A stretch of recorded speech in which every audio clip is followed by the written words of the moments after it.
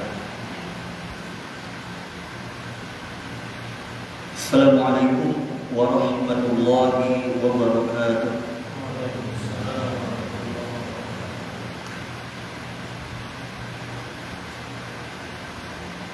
Innal hamdalillah nahmaduhu wa nasta'inuhu wa nastaghfiruh wa na'udzu billahi min shururi anfusina wa min sayyiati a'malina. May yahdihillahu fala mudilla lahu wa may yudlil fala hadiya lahu. Asyhadu an la ilaha illallah wahdahu la syarika lahu wa asyhadu anna Muhammadan 'abduhu wa rasuluh. Ya ayyuhalladzina amanu taqullaha haqqa tuqatih wa la tamutunna illa wa antum muslimun. Ya ayyuhan nasu taqu rabbakum alladzi khalaqakum min nafsin wahidah wa khalaqa minha zawjaha wa bassa minhuma rijalan katsiran wa nisaa wattaqullaha alladzi tasaaluna bihi wal arham innallaha kana 'alaykum raqiba. Ya ayyuhalladzina amanu taqullaha wa qulu qawlan sadida yuslih lakum a'malakum wa yaghfir lakum dhunubakum wa man yuti'illaha wa rasulahu faqad faza fawzan 'azima. Amma ba'd. Fa inna asdaqal hadits kitabullah wa ahsanal huda huda Muhammadin sallallahu alaihi wasallam wa syarrul umuri muhdatsatuha fa inna kulla muhdatsatin bid'ah wa kulla bid'atin dhalalah wa kulla dhalalatin finnar. Ma'asyiral muslimin, ikhwatal kiram, Bapak Ibu yang semoga senantiasa dirahmati dan dimuliakan oleh Allah tabaraka wa taala. Barakallahu fiikum wa yahdikumullahu jami'an. Segala puji bagi Allah tabaraka wa taala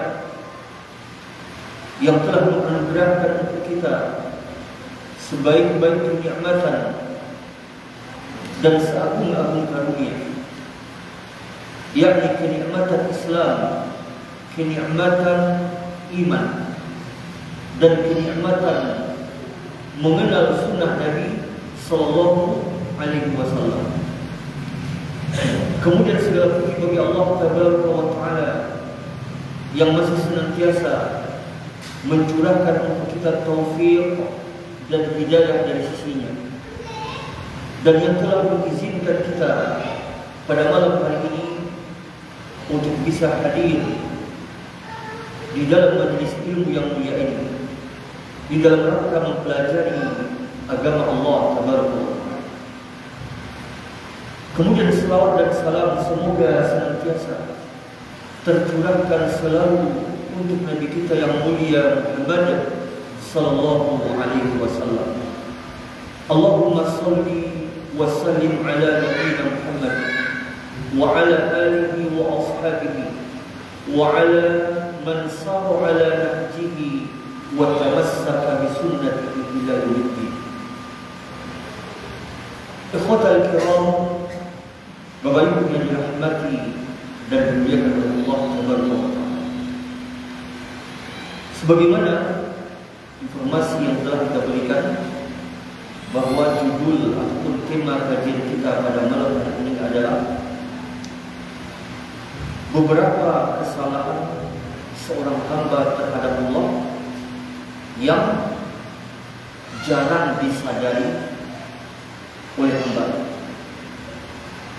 Itu kesalahan tapi jarang dia disadari sebagai sebuah kesalahan. Ma'asyiral muslimin yang dirahmati dan dimuliakan oleh Allah subhanahu wa ta'ala.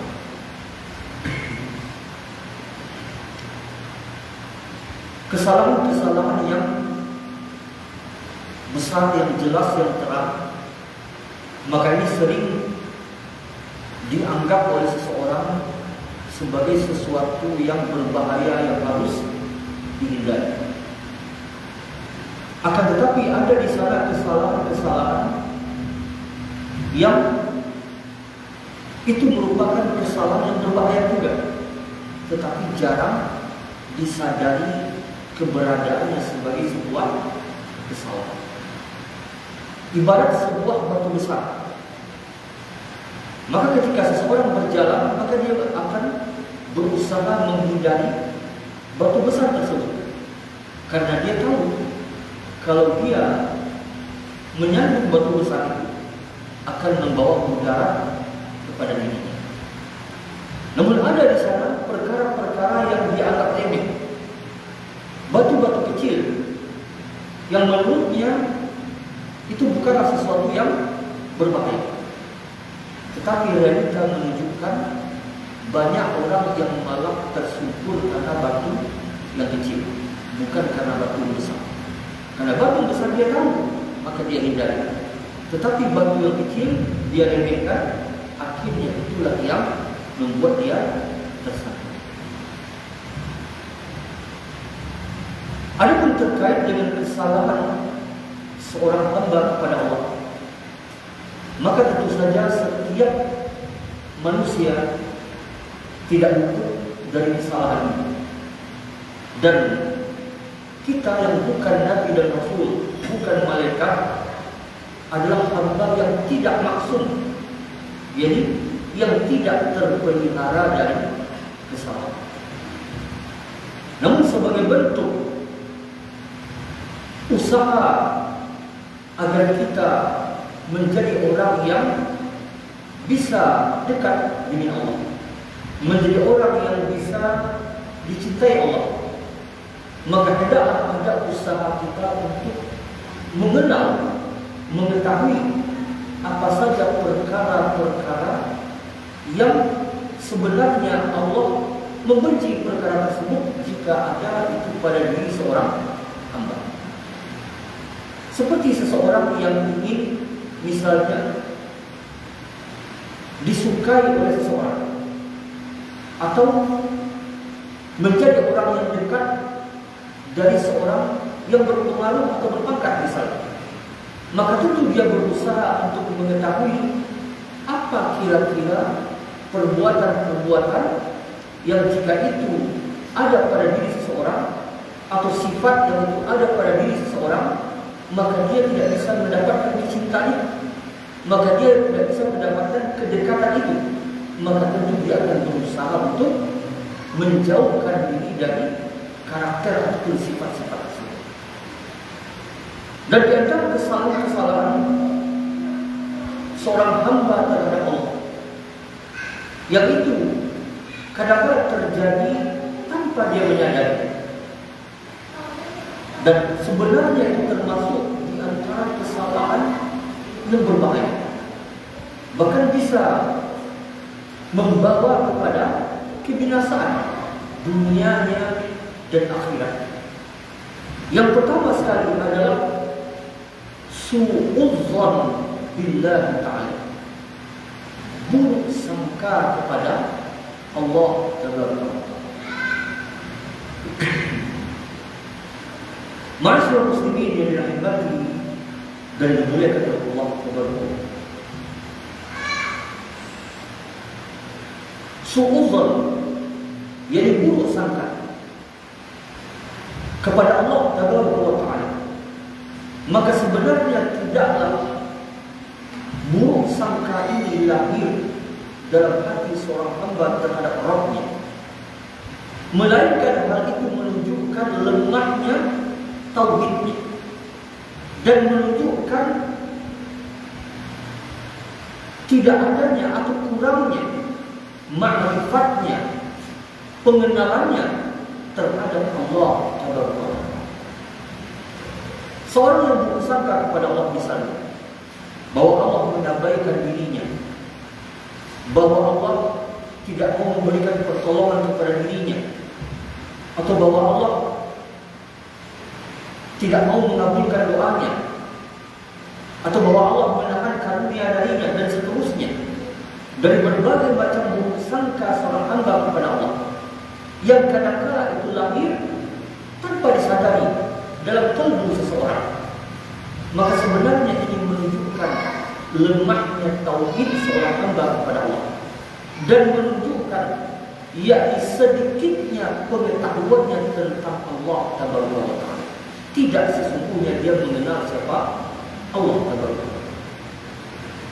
Bahkan kalau kita melihat di dalam beberapa ayat Al-Quran, maka kaum-kaum terdahulu yang mana mereka ditimpa bencana, ditimpa kebinasaan, kerugian, menjadi kaum yang dimurkai oleh Allah Subhanahu wa Ta'ala, maka di antara sebabnya adalah karena buruk sangkanya kepada Allah Subhanahu wa Ta'ala.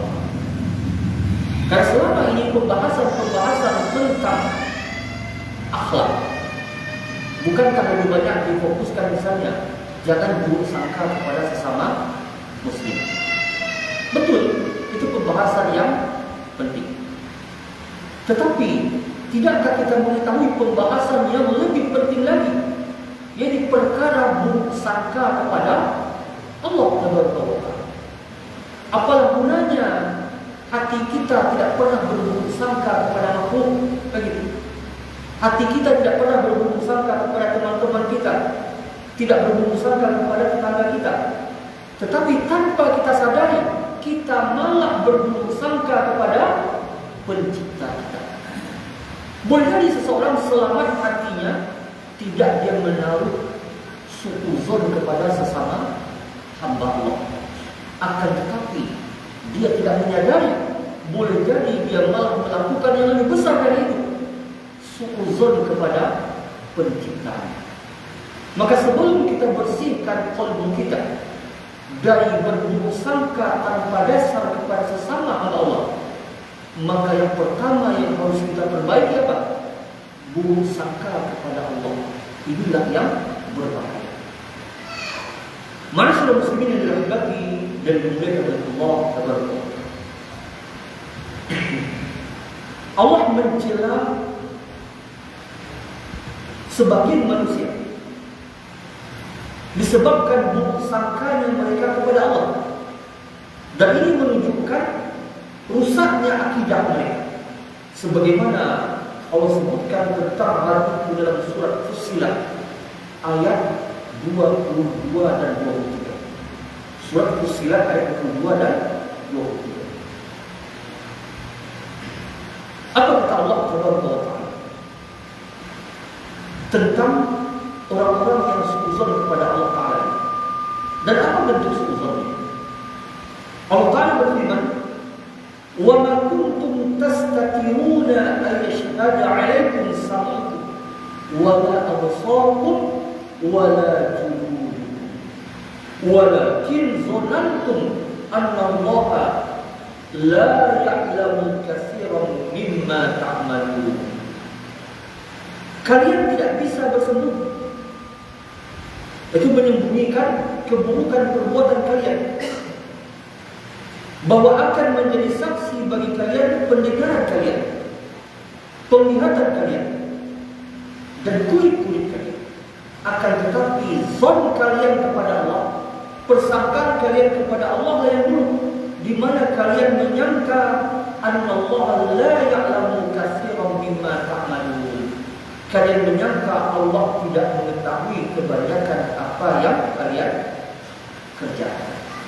Ini persangkaan sebagian manusia yang jahil kepada Allah, di mana mereka menyangka bahwa Allah tidak mengetahui kebanyakan apa yang mereka lakukan. Lalu Allah Ta'ala berfirman, "Wa dzalikum dhannukum alladzi dhanantum bi rabbikum ardaakum fa asbahtum minal khasirin." Itulah persangkaan kalian yang kalian sangkakan kepada Rabb kalian, yang membinasakan kalian persangkaan kalian tersebut, sehingga jadilah kalian termasuk orang-orang yang merugi. Maka jelas ayat ini menunjukkan persangkaan seorang hamba yang buruk kepada Rabbnya, di mana seolah-olah dia menyangka Allah lemah ilmunya, Allah tidak mengetahui perbuatannya, Allah tidak mengetahui apa yang tersembunyi di dalam kalbunya. Maka persangkaan ini membuat dia lancang untuk melakukan kemungkaran dan seterusnya. Maka persangkaan yang buruk terhadap Allah inilah yang menjadi sebab dia binasa, sehingga jadilah dia termasuk orang-orang yang merugi. Disebutkan dalam tafsir Al-Bahrul Muhit, berkata Abu Hayyan Al-Andalusi, "Hadza dhann kufr wa jahlun billah wa sun taqad yuaddi ila takdzib ar-rusul wa syakk fi ilmi al-ilah." Zon ini zon yang merupakan sebuah kekufuran dan sebuah kejahilan terhadap Allah, dan buruknya keyakinan yang akan mengantarkan kepada takdzib, yakni mendustakan para rasul, dan ragu terhadap ilmu yang ada di sisi Allah. Berarti perkara su'udzon billah dia terkait dengan akidah, sehingga apabila puncaknya akidah itu telah betul-betul rusak, maka sampai su'udzon, buruk sangka kepada Allah itu dalam bentuk apa? Yakni menafikan kesempurnaan Allah, bahkan menisbahkan kepada Allah berbagai macam sifat kekurangan. Apa contohnya? Orang-orang kafir meragukan kemampuan Allah membangkitkan makhluk, sehingga mereka berkata, bagaimana makhluk yang telah hancur lebur ini menjadi tanah bisa dibangkitkan lagi? Ini bentuk apa? Bentuk su'udzonnya kepada Allah, menisbahkan kepada Allah sebuah kekurangan, seolah Allah tidak mampu untuk membangkitkan makhluk yang telah binasa. Allah sebutkan dalam surah Yasin di bagian akhirnya, mereka mengatakan, "May yuhyil 'izama wa hiya ramim?" Siapa yang bisa membangkitkan tulang belulang yang telah hancur ini? Maka Allah jawab, "Qul yuhyil ladzi ansha'aha awwala marrah." Yang menghidupkannya adalah yang menciptakannya yang pertama kali. Maka buruk sangka kepada Allah yang ada pada diri orang-orang kafir terdahulu dalam bentuk apa? Dalam bentuk menisbahkan kepada Allah kelemahan, kekurangan. Sama dengan kita menyangka buruk kepada seseorang, bukankah itu diikuti dengan konsep ini, bahwa si fulan yang kita buruk sangka kepadanya, dia memiliki kelemahan dan kekurangan. Misalnya, kita buruk sangka kepada seseorang dari sisi dia tidak amanah, begitu kan? Dia ini tidak amanah. Berarti sifat apa yang kita nisbahkan kepadanya? Sifat kekurangan apa yang kita nisbahkan kepadanya? Bahwa kurangnya kejujuran yang ada pada diri orang, bahwa orang itu memiliki sifat khianat. Itu artinya ketika kita buruk sangka kepada seseorang, mestilah kita nisbahkan kepadanya sifat kekurangan, mesti sifat kelemahan. Ini konsekuensi dari buruk sangka. Maka begitu juga ketika makhluk buruk sangka kepada Allah, konsekuensinya adalah dia menisbahkan sifat kekurangan pada Allah. Karena itu menunjukkan ini, jadi rusaknya akidah dan tauhid, sebagaimana disebutkan dalam surah Fussilat ini. Allah Ta'ala mengatakan, "Walakin zonantum anallah la ya'lamu katsiran mimma ta'malun." Tetapi kalianlah yang menyangka bahwa Allah tidak mengetahui kebanyakan apa yang kalian lakukan. Dan persangkaan kalian itulah yang membinasakan kalian, sehingga jadilah kalian termasuk orang-orang yang merugi. Ma'asyiral muslimin yang dirahmati dan dimuliakan oleh Allah Taala.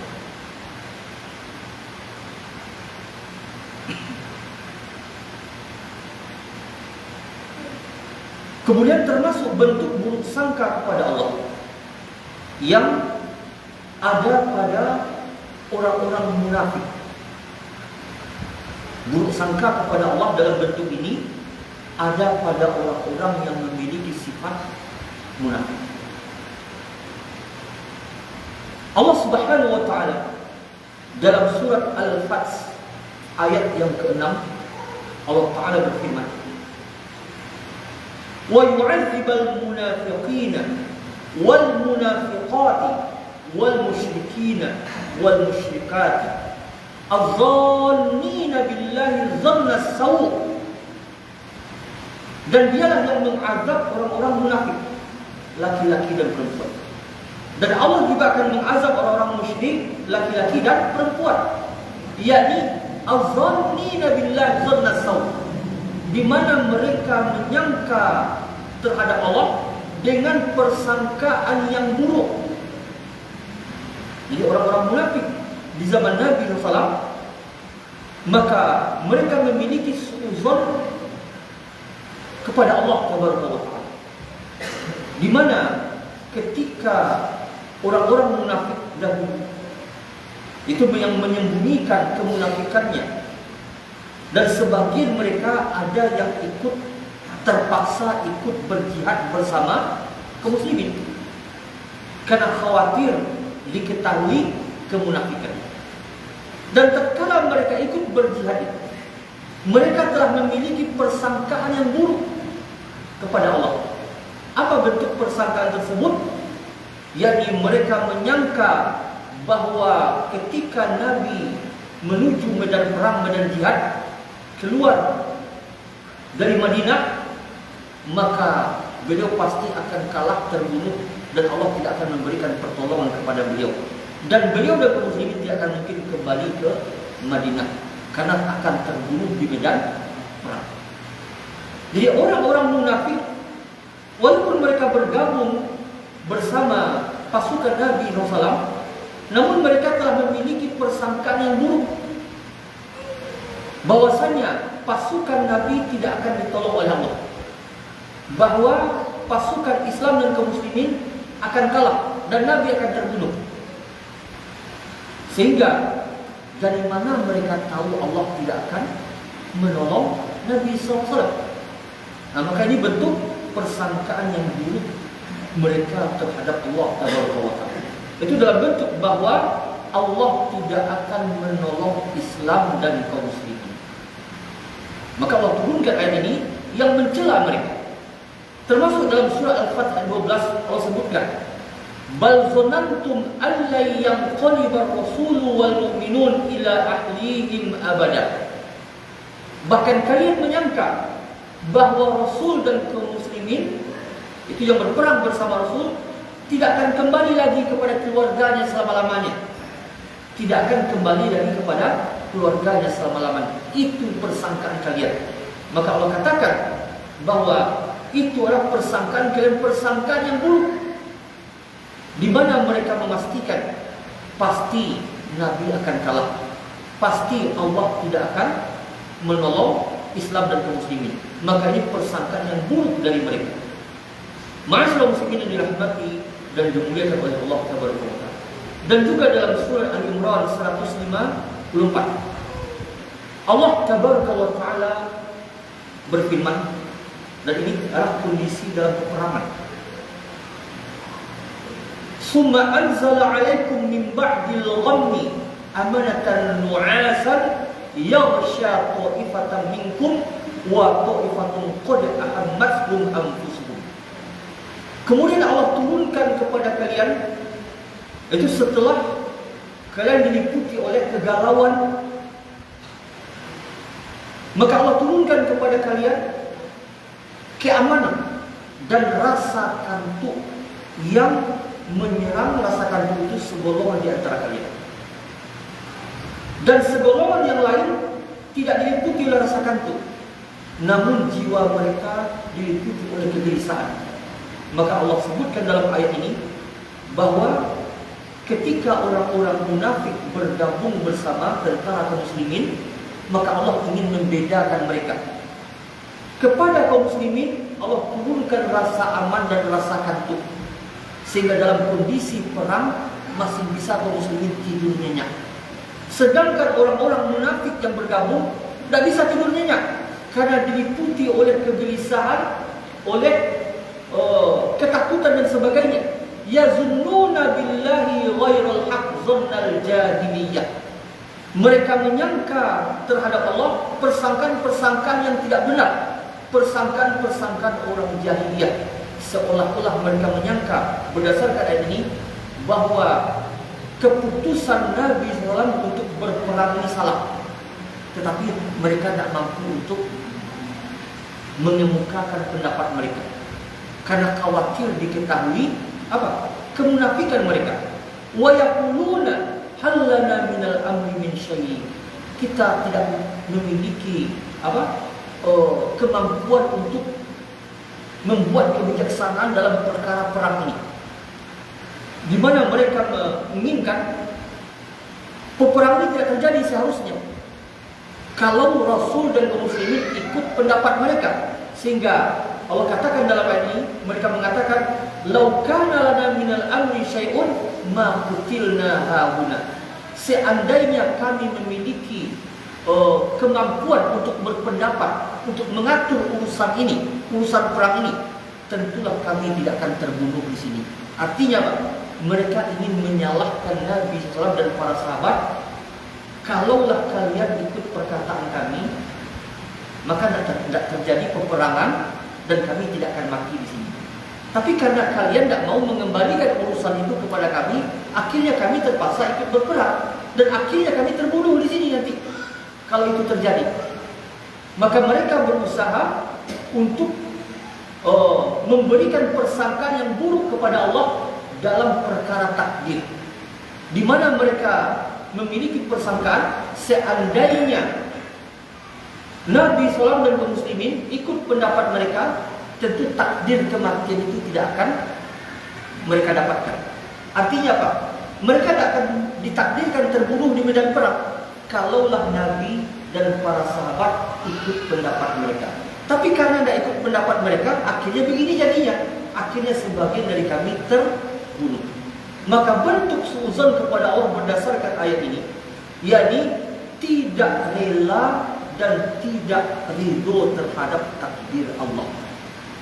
Jadi orang-orang munafik tidak dia rela dan tidak dia ridho terhadap takdir Allah, sehingga mereka berandai-andai. Seandainya begini, tentu tidak begini. Seandainya Nabi dan para sahabat ikut pendapat kami, tentu kami tidak terbunuh di medan perang ini. Tapi karena mereka tidak ikut pendapat kami, akhirnya kami terbunuh di medan perang. Mereka berandai-andai. Maka Allah bantah dalam ayat ini. Apa bantahan Allah Taala? Qul innal amra kullahu lillah. Sesungguhnya seluruh perkara ini urusannya adalah milik Allah. Bahkan Allah katakan, Qul, katakan Muhammad, Lau kuntum fi buyutikum la barzal ladzina kutiba alaihimul qatlu ila madaji'ihim. Seandainya kalian berada di rumah-rumah kalian, niscaya orang yang telah ditakdirkan untuk terbunuh di medan perang akan keluar dari rumahnya menuju tempat dia terbunuh. Allah ingin mengajarkan ini sebuah ilmu tentang takdir. Orang yang mengatakan, seandainya saya tidak keluar rumah, tentu tidak akan tertabrak. Seandainya sebulan tidak keluar rumah, tentu tidak akan mati di medan perang. Orang munafik ingin membantah perkara takdir ini. Dan itulah bentuk suuzon mereka kepada Allah. Padahal Allah bantah di sini. Orang yang telah ditetapkan dia akan terbunuh di medan perang, maka pasti dia akan keluar dari rumahnya menuju tempat terbunuhnya. Karena itu telah Allah tetapkan takdirnya.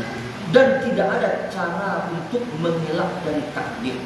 Dan orang-orang munafik ingin menyalahkan takdir dan ingin melemparkan kesalahan ini kepada Nabi SAW dan para sahabat, di mana mereka berandai-andai, seandainya lah kami tidak ikut bersama Muhammad, seandainya kami tidak ikut bersama Muhammad dan sahabatnya untuk berperang, tentu kami tidak akan terbunuh di medan perang. Nah, ini bentuk suuzon mereka kepada Allah Taala.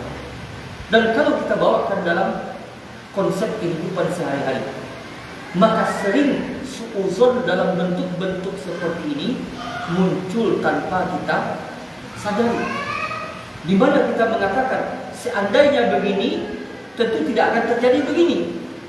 Maka itu bentuk buruk sangka kita kepada Allah Tabaraka wa Ta'ala. Atau seseorang yang mengatakan seandainya saya sekolah tinggi, tentu hidup saya tidak akan begini. Kalau yang dia maksud menyesali takdir, maka itu termasuk bentuk suuzon kepada Allah Tabaraka wa Ta'ala. Ma'asyiral muslimin yang dirahmati dan dimuliakan oleh Allah Tabaraka wa Ta'ala. Imam Al-Qayyim rahimahullah ta'ala menyebutkan sebuah faedah yang ada dalam ayat yang kita sebutkan tadi. Itu ayat Al-Imran 154.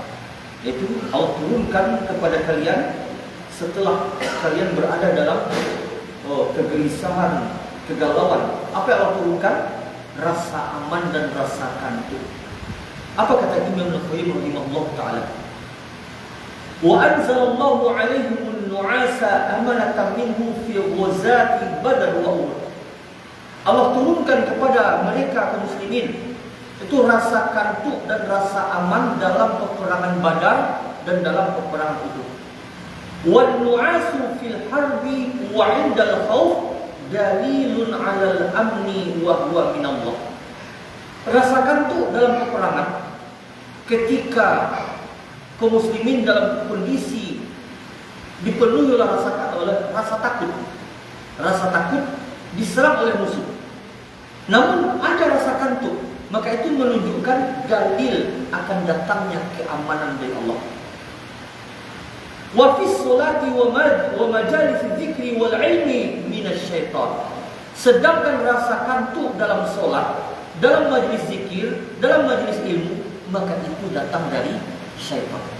Jadi rasa kantuk itu ada dua. Rasa kantuk yang datang dari Allah, rasa kantuk yang datang dari syaitan.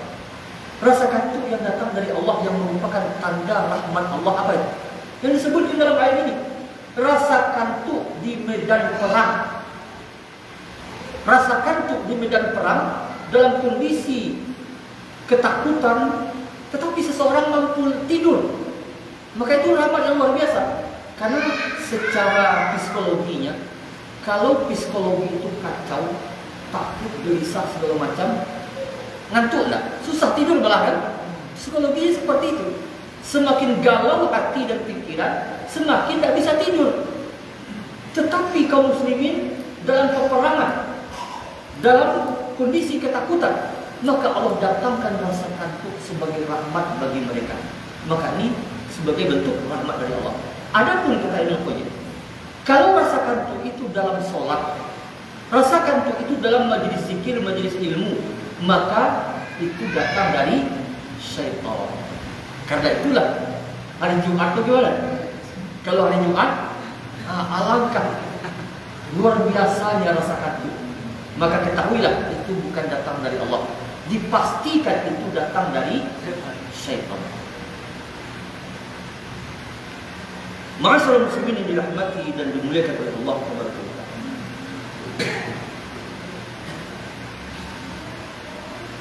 Husnul zanni billahi ta'ala min wajibatit tauhid. Wa lidzalika dhamma Allah min asa'iz zanni. Husnul zan kepada Allah, baik sangka kepada Allah. Ini termasuk di antara kewajiban, konsekuensi yang wajib dari tauhid. Tadi kan suuzon, buruk sangka. Adapun kebalikannya, berbaik sangka kepada Allah. Ini termasuk di antara konsekuensi dari tauhid yang ada dalam qalbu seseorang. Dan karena itulah Allah mencela orang yang berburuk sangka kepada Allah. Sedangkan baik sangka kepada Allah, apa maknanya? Makna baik sangka kepada Allah, yakni yang sesuai dengan setiap nama dan sifat Allah. Jadi bentuk baik sangka kepada Allah yang sesuai dengan setiap nama dan sifat Allah. Karena setiap sifat itu ada padanya Jadi konsekuensi ubudiyah yang dikhususkan untuk nama dan sifat itu. Apa contohnya? Allah memiliki nama Al-Ghafur, yang Maha Pengampun, dan sifatnya adalah mengampuni. Itu sifat Allah, mengampuni kesalahan, dan dialah yang Maha Pengampun. Berarti dalam nama ini ada konsekuensi ubudiyah, konsekuensi penghambaan kepada Allah. Apa konsekuensinya? Yang pertama, meyakini luasnya ampunan Allah dan tidak ada batasnya. Dan yang kedua, tidak putus asa terhadap ampunan Allah tadi. Dan yang ketiga, meminta ampun itu kepada Allah. Berarti ketika kita meyakini Allah adalah Al-Ghafur, maka salah satu bentuk sangka kita, baik sangka kita kepada Allah, kita katakan Astaghfirullahalazim, dengan meyakini ampunan Allah itu akan diberikan kepada kita. Ini hak dan kewajiban dan konsekuensi ubudiyah yang ada pada asma Al-Ghafur. Jadi setiap nama dan sifat Allah itu ada ubudiyah konsekuensinya di dalamnya.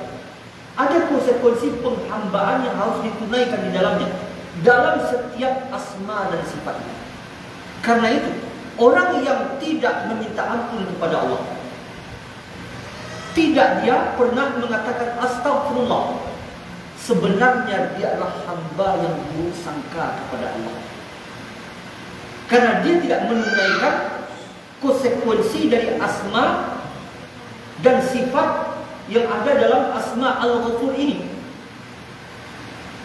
Dia tidak pernah mengatakan astagfirullah dan ampunilah saya, seolah-olah dia tidak mengakui Allah adalah zat yang Maha Pengampun. Kenapa dia tidak minta ampun kepada Allah? Karena seolah-olah dia tidak mengakui Allah adalah zat yang Maha Pengampun. Maka mestilah kalau dikatakan bagaimana cara kita berhusnuzon kepada Allah, sedangkan husnuzon kepada Allah ini termasuk di antara tanda benarnya tauhid, maka jawabannya, husnuzon kepada Allah tidaklah akan terwujud kecuali dengan merealisasikan konsekuensi yang ada pada asma dan sifat Allah. Itu bentuk husnuzon kepada Allah. Allah misalnya kita yakini dia bersifat Ar-Rahim, yang Maha Penyayang, yang memberikan rahmat yang khusus untuk orang-orang mukmin. Dan kita meyakini sifat rahmat itu ada pada Allah. Maka kita pun meminta kepada Allah, irhamni, sayangilah aku, rahmatilah aku. Itu bentuk cara yakni menunaikan hak dan kewajiban yang ada di dalam asma Ar-Rahim. Ma'asyiral muslimin yang dirahmati dan dimuliakan oleh Allah Taala. Akan tetapi termasuk bentuk kesalahan yang juga tanpa disadari oleh sebagian kaum muslimin. Betul, husnuzon kepada Allah itu termasuk konsekuensi dari kesempurnaan tauhid. Akan tetapi husnuzon kepada Allah tanpa diikuti oleh pembuktian, tanpa diikuti oleh konsekuensi amal soleh, maka ini pada hakikatnya adalah su'uzon namanya, bukan husnuzon. Apa contohnya? Seseorang yang berdalil, saya husnuzon kepada Allah, saya berbaik sangka kepada Allah, Allah itu Maha Pengampun, tetapi dia tidak menegakkan sholat, dia tidak menegakkan perintah Allah, dan dia tetap di dalam kemungkarannya. Lalu dia berdalil, saya husnuzon kepada Allah, Allah Maha Pengampun, tapi dia tidak pernah menegakkan perintah Allah, dan tidak pula dia meninggalkan larangan Allah. Maka ini pada hakikatnya adalah bukan husnuzon ini. Pada hakikatnya dia telah buruk sangka kepada Allah. Yakni seolah-olah Allah meredoi dia meninggalkan yang wajib, seolah-olah Allah meredoi dia melakukan pelanggaran dengan dalil Allah Maha Pengampun. Maka ini tidak benar. Karena itulah tatkala orang-orang Yahudi dan Nasrani meyakini bahwa mereka lah yang akan masuk surga karena husnuzonnya yang terlalu berlebihan kepada Allah. Allah sebutkan dalam surah Al-Baqarah 111, apa kata Allah Ta'ala, wa qalu la yadkhulul jannata illa man kana hudan aw nasara. Tidak akan masuk surga kecuali orang Yahudi. Tidak akan masuk surga kecuali orang Nasrani. Nah, ini perkataan mereka. Lalu apa kata Allah Ta'ala? Tilka amaniyuhum. Itu hanya angan-angan kalian saja.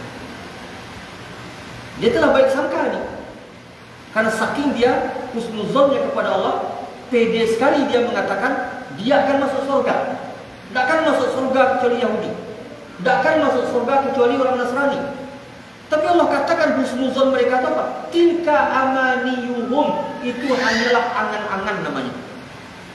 Karena berbeda antara yakni al-amani dan taroji. Tamanni dan taroji. Yakni berangan-angan dengan berharap itu berbeda. Adapun berangan-angan, maka tidak dia dibuktikan dengan perbuatan, yakni mengikuti perintah Allah dan meninggalkan larangan Allah. Itu namanya angan-angan. Sebagaimana seseorang karena baik sangkanya kepada Allah, dia berangan-angan saya akan masuk surga karena Allah itu menyukai hambanya untuk masuk ke dalam surga. Allah itu maha pengampun, Allah itu maha luas rahmatnya. Tapi dia tetap dalam kekufurannya, meninggalkan perintah dan sebagainya. Maka ini bukan husnuzon namanya, tetapi angan-angan yang di dalamnya hakikatnya adalah buruk sangka kepada Allah. Tidak benar pengenalannya terhadap Allah Tabaraka wa Ta'ala. Ma'asyiral muslimin yang dirahmati dan dimuliakan oleh Allah Tabaraka wa Ta'ala. Dalam kehidupan antara husnuzon billah, yakni baik sangka kepada Allah yang diikuti dengan pembuktian, itu melakukan perintah dan meninggalkan larangan, yang melahirkan itu harapan roja kepada Allah, maka dia harus seimbang dengan khauf. Roja dengan khauf itu harus seimbang. Antara besarnya rasa harap kepada Allah dengan besarnya rasa takut itu harus seimbang. Karena siapa yang besar rasa harapnya kepada Allah tetapi minim rasa takutnya, dia akan menjadi murji'ah.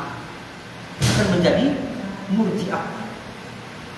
Akhirnya murji'ah meninggalkan amal soleh karena besarnya rasa harapnya kepada Allah.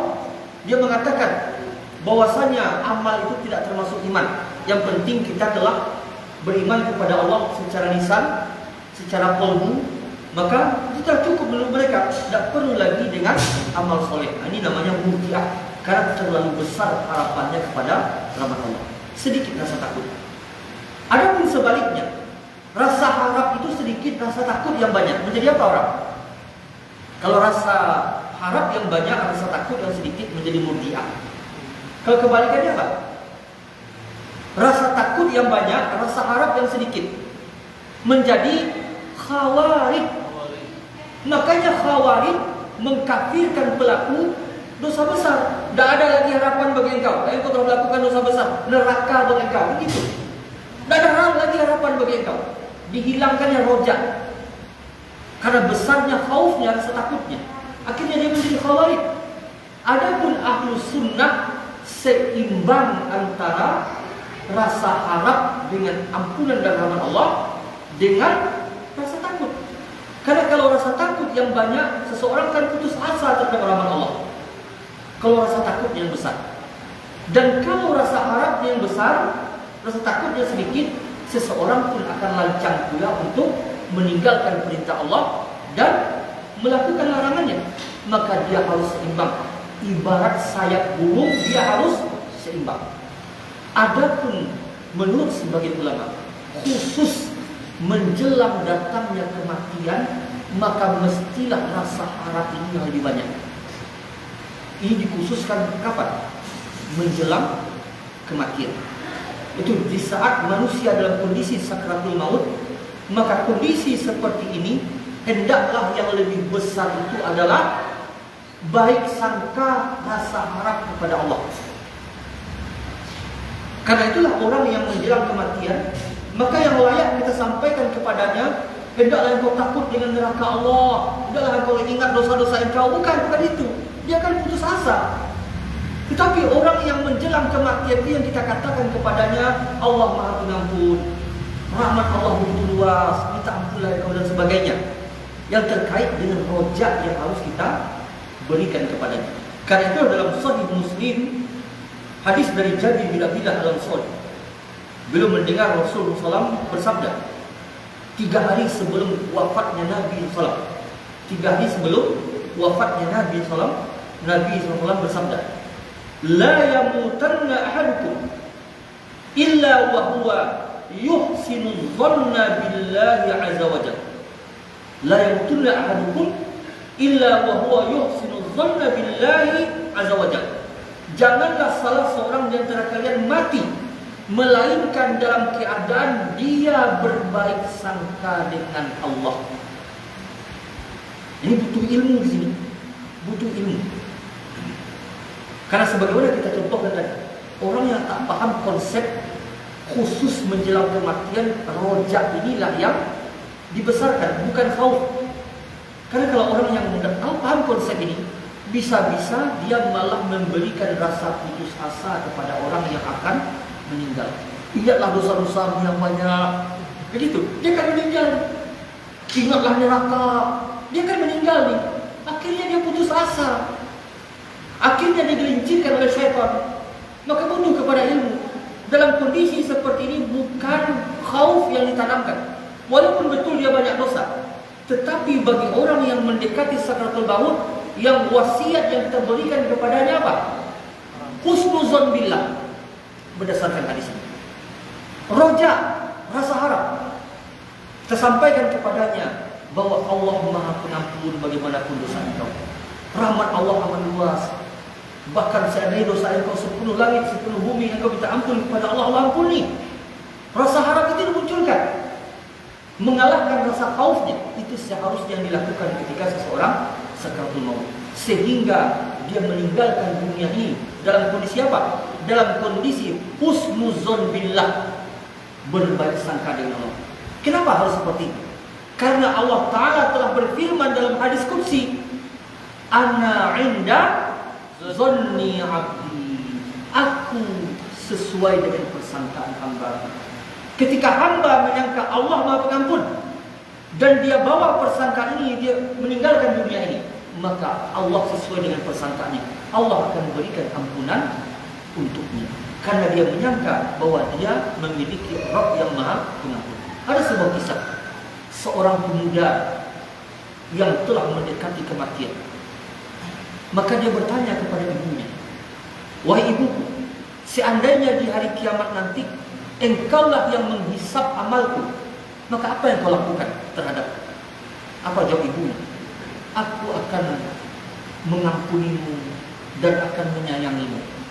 Lalu apa kata pemuda itu?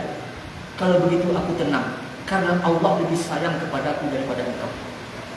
Kalau engkau ibuku yang dibebankan, diwakilkan untuk menghisap kesalahanku, lalu engkau akan menyayangiku, memaafkanku, maka aku tambah tenang, karena Allah lebih sayang kepadaku daripada engkau. Begitu kondisinya ketika akan meninggalkan dunia.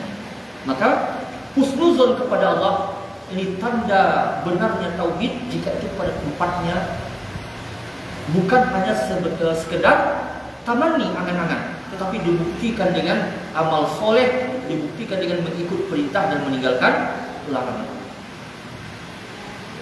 Ma'asyiral muslimin yang dirahmati dan dimuliakan oleh Allah Tabaraka wa Ta'ala. Kemudian berikutnya, di antara dosa-dosa yang dilakukan seorang hamba terhadap Allah yang jarang dia sadari, yakni menganggap remeh perkara-perkara yang kecil atau dosa-dosa kecil. Menganggap remeh dosa-dosa kecil. Ini termasuk di antara kesalahan seorang hamba terhadap Allah, tetapi tidak dia menyadarinya. Cara pandang seseorang terhadap dosa ini sangat bergantung dengan sejauh mana sempurna makrifatnya kepada Allah. Karena itulah orang yang paling sempurna makrifatnya kepada Allah, seperti para nabi dan rasul, kemudian para sahabat. Maka apa yang kecil oleh kita hari ini, karena memang lemahnya dan minimnya pengetahuan kita tentang Allah. Yang kecil menurut kita hari ini, maka besar menurut mereka, karena pengetahuan mereka yang sempurna tentang Allah. Dan karena itulah disebutkan dalam riwayat yang telah dikeluarkan oleh Imam Ad-Darimi, Imam Ahmad dan yang lainnya, berkata sahabat Abi Sa'id Al-Khudri radhiyallahu anhu dan juga sahabat Ubadah bin Qurt radhiyallahu anhu, apa perkataan mereka? Innakum la ta'maluna a'mala la hiya adaq fi a'yunikum min asy-sya'ab kunna na'udduha ala 'ahdi Rasulillah sallallahu alaihi wasallam minal mubiqat. Sesungguhnya kalian betul-betul kalian melakukan suatu perbuatan yang menurut kalian dalam pandangan mata kalian adaqu fi a'yunikum min asy-sya'ab. Perbuatan itu lebih halus daripada rambut menurut kalian, lebih kecil daripada rambut. Misalnya kita mengatakan, ya apalah perkara ini, apalah perkara ini. Akan tetapi kata sahabat, kunna na'udduha ala ahdi Rasulillah sallallahu minal mubiqat. Tetapi dahulu di zaman Rasul sallallahu kami menganggap itu termasuk di antara dosa besar yang membinasakan, al-mubiqat. Namun kita hari ini mengatakan itu termasuk apa? Dosa kecil. Dan perkataan sahabat ini dikatakan kepada siapa? Kepada tabi'in. Menceritakan kepada tabi'in, kalian tabi'in, apa yang kalian sangka itu halus, kecil, ringan, sepele, bahkan lebih sepele daripada rambut menurut kalian, kalau kami dahulu di zaman Rasul, maka kami anggap itu perkara yang besar yang membinasakan. Walaupun kalian tabi'in menganggap itu perkara yang remeh. Ya, itu tabi'in. Bagaimana dengan kita? Bagaimana dengan zaman kita? Maka tentu apa yang kita anggap remeh hari ini, menurut tabi'in itu adalah besar. Lalu bagaimana lagi menurut sahabat di zaman Nabi Sallallahu Alaihi Wasallam? Saking sempurnanya atau luasnya, yakni makrifat mereka kepada Allah, sampai-sampai yang paling sepele pun mereka ketahui itu bisa menjadi sebab yang membinasakan menurut mereka. Tetapi menurut kita hari ini apa? Itu tidak apa-apa, bahkan tidak mengapa lah sekali seperti itu. Tetapi menurut para sahabat itu termasuk dosa besar yang membinasakan. Ma'asyiral muslimin yang dirahmati dan dimuliakan oleh Allah Tabaraka. Maka dengan demikian, mesti bagi kita untuk waspada terhadap apa-apa yang kita menyepelekannya hari ini, dari perbuatan-perbuatan ataupun dari amalan-amalan yang sesungguhnya kita tidak tahu. Kalau kita hadapkan kepada orang yang tahu, itu besar perkaranya. Ibarat apa? Ibarat kita yang tidak memiliki kaca pembesar. Bagi kita ini biasa saja nih, tidak apa makan ini, biasa saja, tidak masalah menurut kita. Tetapi ternyata ketika makanan itu dihadapkan kepada orang yang mampu melihat apa hakikat yang dimakan ini, dia lihat dengan kacamata atau dengan kaca pembesar, maka tampaklah di situ kuman-kuman berbahaya dan sebagainya yang bisa membawa kepada kematian, kanker dan sebagainya. Miriplah seperti itu. Menurut kita itu sepele. Tetapi ketika orang yang memiliki ilmu tentang itu menganggap itu perkara yang membahayakan, yang membinasakan, karena inilah terjadi gagal ginjal, karena inilah terjadi kanker, karena inilah terjadi penyakit berbahaya dan sebagainya. Menurut kita apa? kita sepele. Contohnya anak-anak minum apa misalnya? Ale-ale, apa lagi? Minuman-minuman kemasan, biasa bagi mereka. Tapi kalau kita hadapkan kepada orang yang tahu, akan takut mereka meminum. Jangankan satu gelas, setetes pun akan mereka hindari. Kenapa? Karena ketika mereka teliti, ternyata di dalamnya terdapat zat-zat yang berbahaya. Ada aspartam misalnya, gula buatan yang bisa membahayakan ginjal dan sebagainya, ada pengawet dan sebagainya. Maka orang yang semakin luas ilmunya tentang sesuatu akan lebih mampu melihat besarnya bahaya sesuatu itu dibanding dengan orang yang tidak mengetahui sama sekali. Begitulah kira-kira perumpamaan ilmunya para sahabat, luasnya makrifat mereka tentang Allah.